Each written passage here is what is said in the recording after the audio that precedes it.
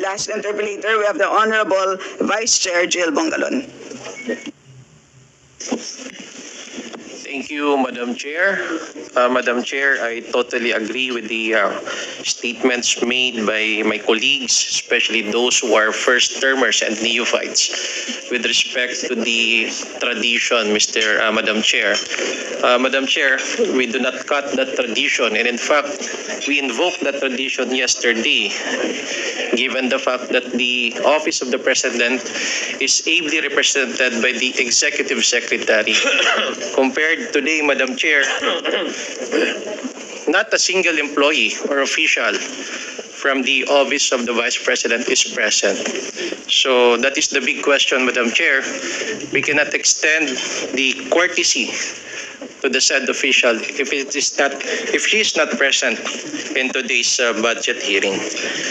Secondly, Madam Chair, I just would like to summarize the concerns or issues being raised by my colleagues in today's budget hearing. Number one, Madam Chair, it is apparent in the statements made by the Commission on Audit that there are inefficiencies on the part of the Vice President. Let me give you a summary, Madam Chair. For instance, in the program of the OVP, which is the Magnegosyo Taday, wherein the budget allocated is 150 million pesos. And based on the report, it is only 600,000 pesos or 0.40% were utilized as of December 31 of 2023. Secondly, Madam Chair, it was presented a while ago the excessive rentals of the satellite offices and storage spaces of the Office of the Vice President. These are the questions, Madam Chair, that could have answered no less than by our Vice President. Next, Madam Chair, I would like to emphasize the redundancies on the socio-economic program delivery, wherein these programs are being given by other agencies under the executive department. And that is why I just would like to be clarified why the Office of the Vice President is also giving the same assistances, given the fact that these are already existing and there are other agencies that handle these programs. Just to give you a brief background, Madam Chair, there is a substantial increase in the budget for socio-economic program delivery, rising to 1.9 billion in 2025, up from 1.7 billion in 2024. The justification for this increase is not clearly outlined in the budget, Madam Chair, particularly when the Office of the Vice President does not have a primary mandate to manage socio-economic programs.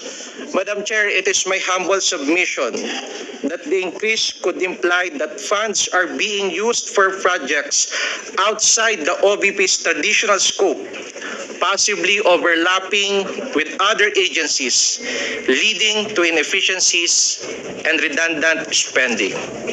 Another, Madam Chair, given that the OVP does not traditionally manage socio-economic programs, this raises several questions about the necessity, efficiency, and accountability of such expenditures. To give you a highlight, Madam Chair, the substantial increase in the MOOE from 1.624 billion in 2024 to 1.765 billion in 2025, with only a marginal increase in personal services, suggests a disproportionate focus on the operational expenses that are not clearly defined. This can be seen on page 32 of the Office of the Vice President file. In other words, Madam Chair, there is only a marginal increase in personal services, suggests a disproportionate focus on operational expenses that are not clearly defined. Another issue that I would like to raise, Madam Chair, unfortunately, this could not be answered by the Vice President, is the excessive travel and representation expenses. The budget includes 62 million for traveling expenses and 87.9 million for representation expenses.